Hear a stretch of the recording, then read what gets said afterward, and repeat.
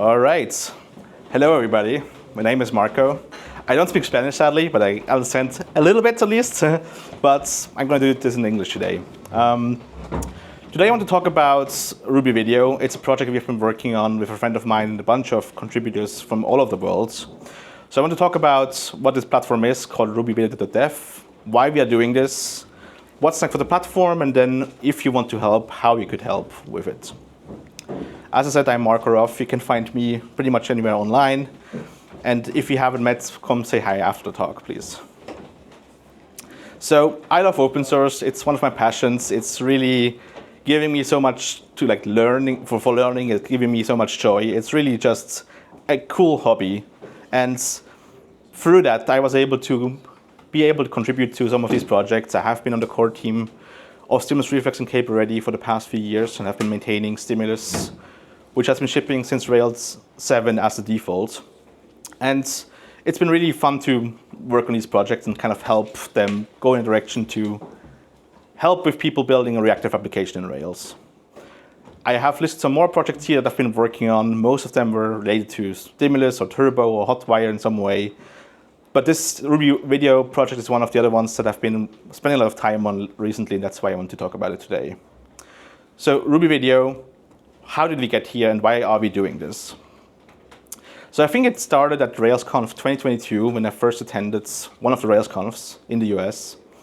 It was in Portland, and I attended a conference that's like a multi-track conference. There's so many talks happening at the same time, and you don't get to see everybody and every talk in person. So after some time, the recordings got released, and at home, I watched some of the recordings, and I kind of realized how awesome this event was. I kind of reflected what was happening.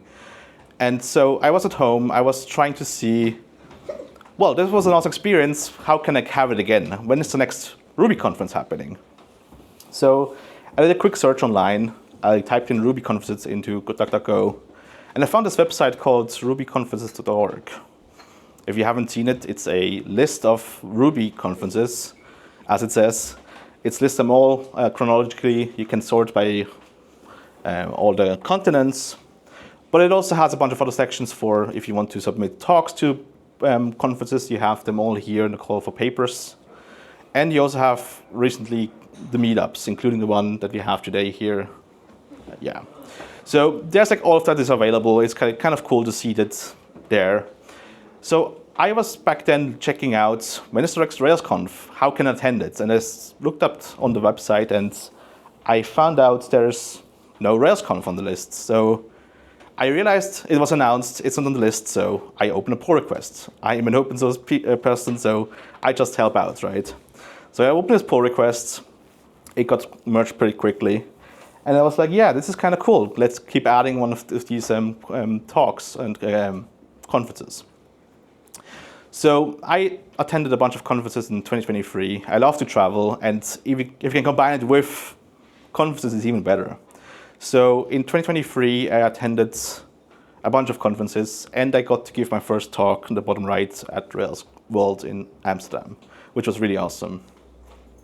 So I gave the first talk, but I also attended 9 conferences in 2023, which is a lot, more than usual. But I get to travel, I get to have an excuse to travel. It's a really awesome excuse. So the following year, in 2024, I decided to do it again, but different conferences, different people, different events. And I started to notice that just by attending these, I wanted to have more information. So I have been working on all these things in open source, so I want to give talks about it too. So 2024, I also focused on giving more talks, and I submitted to a bunch of conferences to speak at those. So in 2024, I had 12 conferences, which is, again, super a lot. And I gave 8 conference talks in 2024. So at this point, I guess you can tell I love conferences, I love meetups. It's my passion, so that's kind of why I wanted to build a platform. It's kind of a desire to be able to see all the stuff that's happening around Ruby, around these events, even if it's just for myself. I know it's going to be helpful for other people, but even for myself to keep it organized, it's a helpful resource. So I kept adding all of these conferences to this website, and a few months later, in May of 2023, I reached out to the person who is running this website, the rubyconference.org. His name is John. He has been super responsive. He has been maintaining this list for the longest time, over 10 years. But I also thought there could be some improvements to it. So the first thing was I wanted to have a calendar stream for iCal, so I can add it in my calendar. So I see all the conferences already in my calendar, which is helpful. Then for the CFPs, I wanted to see if I want to submit talks, I want to have these in my calendar too, so I know when I have to submit those. Back then, there were no meetups. We added them in the meantime. And I feel like it felt a little dated, the website, so I could get some design refresh. And because of this, I became eventually a maintainer and started to work on some of these issues. But as you can see, it still looks like, I would say, dated today. It's not up to date, I think.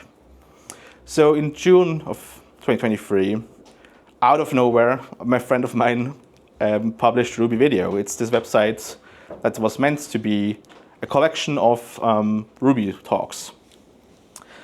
So he announced this out of nowhere. I was had this idea of what it could be, what RubyConference.org could be, but he pretty much built all of this out of nowhere. So I was kind of surprised, which was awesome because then I wouldn't have to build it, or somebody else already did, so I could help improve it. The idea here was to aggregate all the Ruby-related videos in one place. But since then, the website has come a long way, and that's kind of what we have with RubyVideo today. So the mission of RubyVideo is to index every Ruby conference, in the past, in the future, so that's the single resource for Ruby events.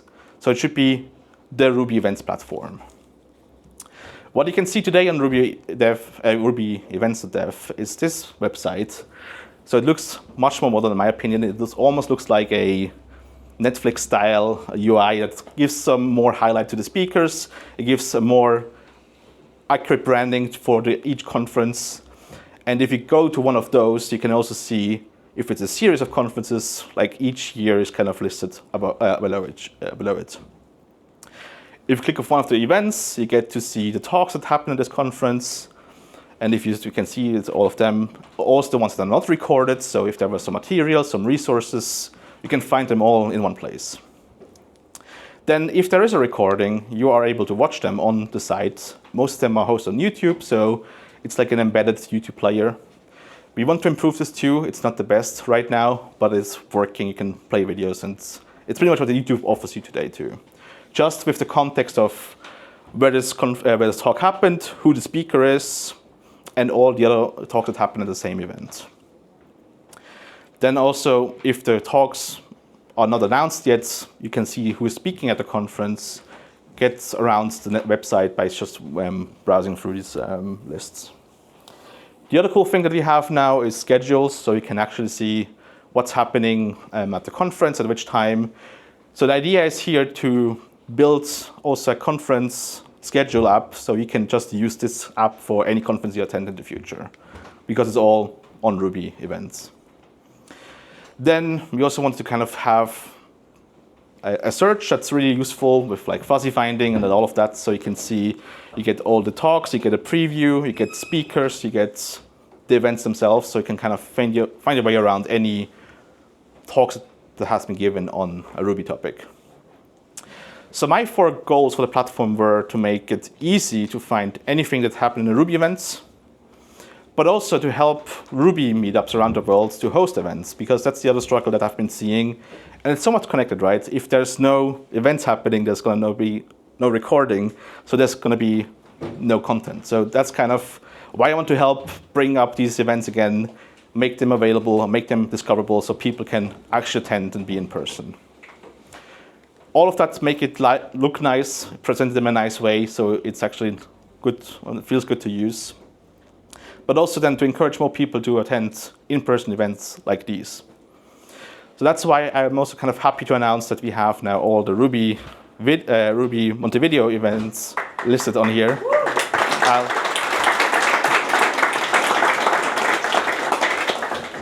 It's just the recording from the last year, but we're going to add the ones from back in the day too if we have the information available. So what you can see now is this on RubyVideo. It's trying to be branding the conference, the event in the same style and the same colors. because I feel like that gives a bunch of the vibe and of the theme of the event too. Sometimes there's awesome artwork, like this one. I really love this one. And it's really cool to see that in the context of next to the talks. And then on the detail page, you also see the banner, which is kind of mimicking the website, just so you have an idea of what this event is like. For the talks, you can also see here, this is a collection of talks. Now we have them grouped into like this March 2024 meetup. And I click on one of them, you can see that there is the talks that were given at this event. So you can see what happened at this event. And then if you click on one of them, you can play the video. And then in context, you see on the right that the previous one was also there. So you can kind of see what was happening in relation to where you are right now. So the mission was to index all Ruby conferences. But what we want to do now is make it a mission to index all Ruby events. So you can ask, why do we need a platform like this? And I think one of the main reasons why I personally was pushing for this was also because Meetup.com is slowly getting worse, and it kind of feels weird with how they approach things. So a lot of meetups are either shutting down because they have to pay this huge amount of money each year to keep the group alive, and nobody wants to pay that usually. So the community just dies, no event is happening anymore. That shouldn't be the issue why we don't meet in person anymore. So we want to help with that.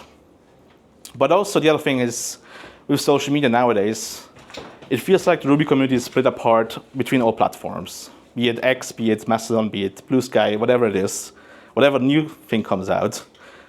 At least we have all the events and the Ruby things in one place. And that's why I think this makes sense. So now I guess we can come to a little bit to how do we scale Ruby Video. But to talk about this, I want to talk about how Ruby Video is built. Because the thing is that we are trying to be as close as possible to the default Rails stack. So it's easy for people to see how this works and feel familiar when they see the code base. So that's why it's built on the latest Ruby version. It's built on the latest Rails version. It's using the Hotwire stack for all the JavaScript. It's using new modern APIs like the page view transitions API to make it look nice when you transition between pages. But also to show that SQLite can be used for projects like this. It's using SQLite in production. And next to it, the solid key and solid cache. So if you haven't been getting a chance to use these in production in your own apps, at least you can see how they are using a real app here. And it's all open source, right?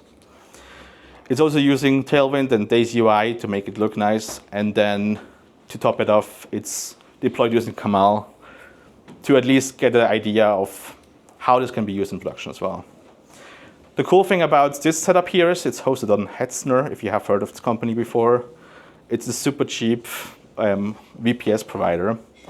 And the cool thing is that this runs on a $4 per month VPS right now, and it's serving almost 1,000 of requests an hour. So it's really, you can do a bunch of awesome stuff with little money, which is awesome.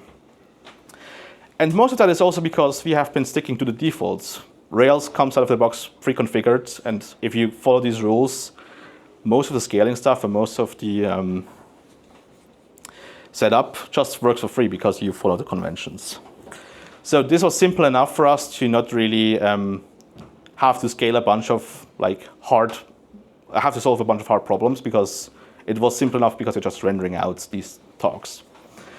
And here you can see I put some graphs from AppSignal. It's doing between 40 and 100 milliseconds on average, so it's not bad at all. And it's also doing, what is it here, 1.6K requests an hour. So it's not that nothing is happening, but it's also not a huge amount of loads. But still, this is still running on the $4 per month VPS. So then the question is, what else do we need to scale? And I think the harder problem here is that we need to scale the content which is on Ruby Video. That's the thing that's hard to scale. So for context, how we organize this right now is that we have a data folder, which is untypical in a Rails app, but this is what we have now. This data folder has a bunch of subfolders, which is all the events categorized by who is organizing them or what the conference series is. And inside of them, we got always a playlist or YAML file, and then for each conference below it, we got a videos of the YAML file. And all it is in the end is that we have a bunch of YAML files with a bunch of titles, event names, dates, and so on. In the end, it's pretty much this. Because it's all hosted on YouTube, we can just use these videos and just tell it to use the video provider of YouTube and the video ID, and that's all you need to index a talk on RubyVideo. In the end, we have a Rails dbseed command that's always reseeding the data from the YAML files, and that gives us today this graph here, which is also kind of cool to see that you can see the hype cycle in Rails a little bit, right? So 2013 was when it kind of was picking up. 2015 we had the peak. Then it kind of slowed down a little bit again. 2020 the pandemic hit, and then from there you can see that it's going up again. So it's really coming a long way again. And here, this is almost similar in 2023 to 2015, almost. It's still higher in 2015. But then we surpassed it in 2024 with almost 200 more talks at conferences in that year. And you can also see it when you look at the absolute numbers of conferences, that it's been going up from 2023, 28 to 38. And so far, 20 have been scheduled for this year alone.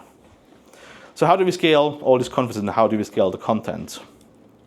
The good thing is that we can leverage YouTube playlists. So if you, as a meetup organizer, put all of them in a playlist, we can just fetch them from the YouTube API and generate the YAML file from that. So that really helps with scaling on that part. The other thing is if it's not on YouTube and if it's not recorded, then we have no YouTube video. So we don't know that this event even happened. That's why we have been doing automated pull requests on rubyconference.org, which we don't have migrated over now, but it's still there. But what we're doing here is we are looking at the iCal format or the Meetup or the Luma, which is another platform, to see if we can find these events. And if you see them, a GitHub action bot runs every night, and it kind of summarizes all of these meetups that were new and opens a pull request with these changes. So all we have to do is pretty much merge this pull request, and then we have the latest data up to date. So yeah, we need to port this over to RubyVideo to have all of these also in RubyVideo. And that's been the most annoying thing for me now. I have been maintaining this list and the other lists, so you can see where this is going, right? We want to kind of bring this together. So the question is, how far are we with migrating all of this data from Ruby conferences to RubyVideo? And you can see that in the last 10 years or so, there have been 385 conferences, which is a huge amount of number, especially if I have to do them all by hand. So we have, out of those, we have 150 right now. So there's still a lot of work to do to make this to the full scale. And that's kind of, if you are curious and want to help out with public contributions on GitHub and open source, this is where you can help. If you want to get a foot into contributions, we have prepared this dashboard on the website itself. So there's a bunch of ways you can help. One of them is we can add slides to talks, you can add GitHub handles to the speakers, you can add actual schedules, but also just talks from your local meetup if you have one. I guess I added them for you now, so I guess there's no local one here anymore, but still, there's a bunch of other meetups around the world that don't have them data on here right now. So this page lives on ruby.dev/contributions, and if you have any questions or want to get into it, feel free to reach out.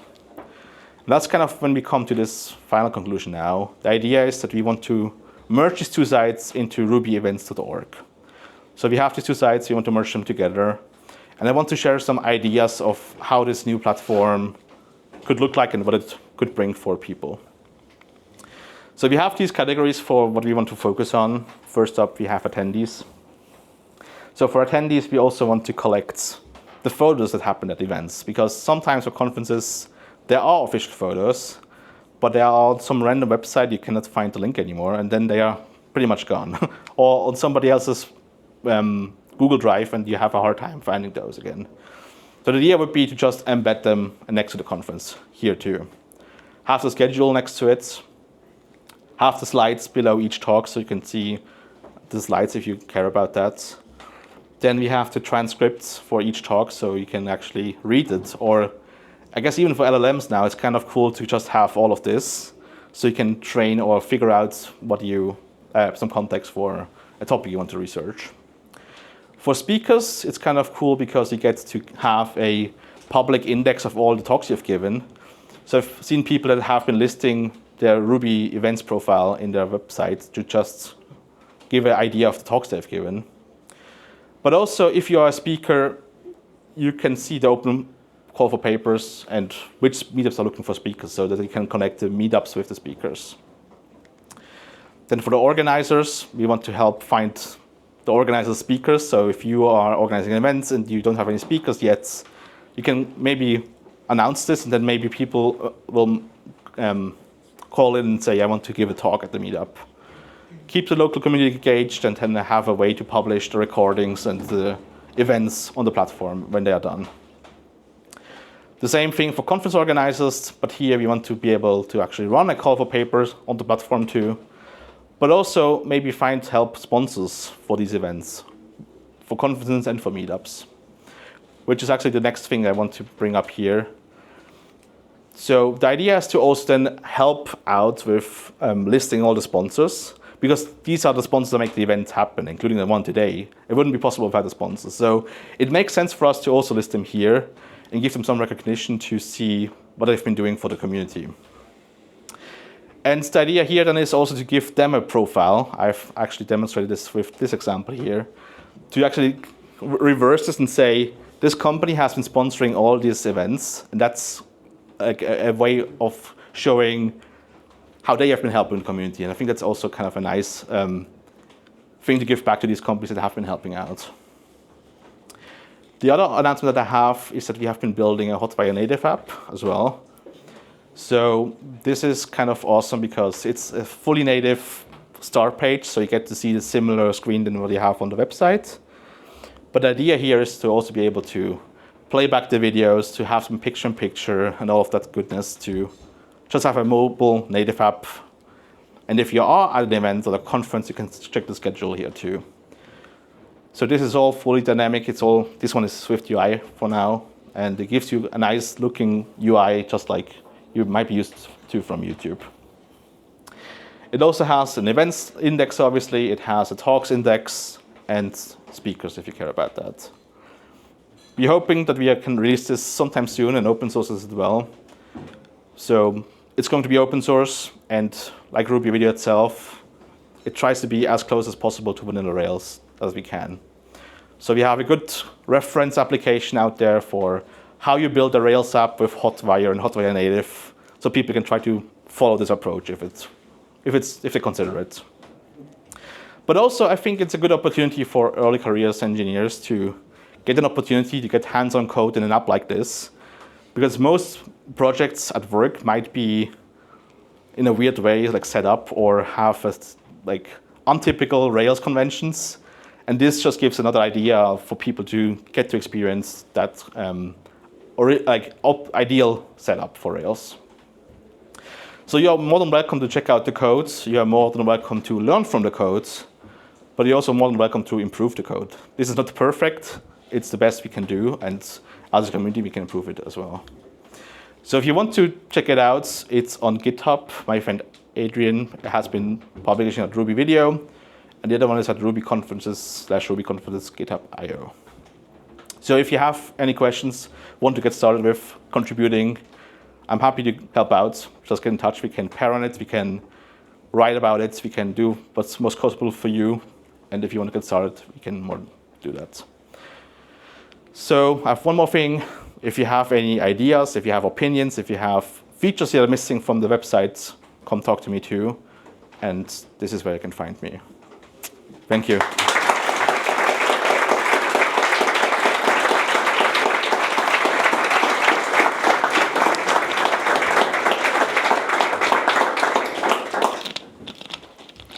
Want to do questions or no? Okay. Sure. About the Hotwire native app that you mentioned that you're working on. Yeah. I want to know how much native code you are using there and how much is actually Hotwire. Yeah, so this one is the only native part for now, just because I felt like it's kind of a cool thing to showcase how we can interact also Swift UI, integrate Swift UI into the existing app. But all the other screens here are all web views. So the only native part here is this events title bar, but that's on every Hotwire native app by default. So the first, it's just this page here, yeah. So this is native not because you needed it to be native, Yeah. but because you wanted it To feel kind of feel good. Yeah, and feel good, right? That's the first thing people see when they open the app. And it's kind of cool to have this fully expanding to the top and then have it, yeah, just look good, yeah. But it wouldn't have to be. You could also do this totally in a web view. You get help from, I followed Joe Maslotti or something. Right? You got help from him. I don't know if he's the one pushing, right?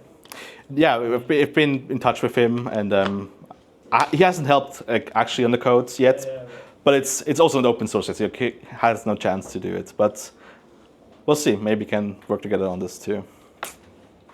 Thank you. Yeah.